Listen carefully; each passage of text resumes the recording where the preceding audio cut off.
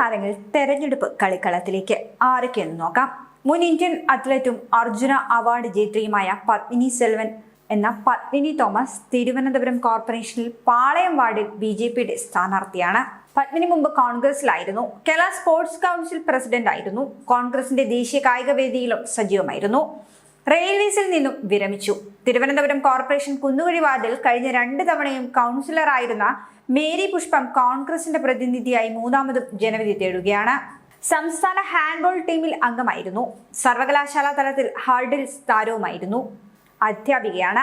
മികച്ച weight lifting താരവും പരിശീലകയുമായ ചിത്ര ചന്ദ്രമോഹൻ മധു തൃശൂർ കോർപ്പറേഷനിൽ ഡിവിഷൻ 25 വളർക്കാവിൽ CPIM സ്ഥാനാർത്ഥിയാണ്. സംസ്ഥാന വെയ്റ്റ് ലിഫ്റ്റിംഗ് അസോസിയേഷൻ സെക്രട്ടറി കൂടിയാണ്. കോട്ടയം പനച്ചിക്കാട് പഞ്ചായത്തിൽ തോപ്പിൽ 20-ാം വാർഡിൽ 2020 സ്ഥാനാർത്ഥിയാണ് മുൻ ദേശീയ അത്ലറ്റിക് ലിസി ചെറിയാൻ. ലോങ് ജമ്പിലും ഹർഡിൽസിലും തിളങ്ങിയ ലിസി FCAയിൽ മാനേജറായിരുന്നു.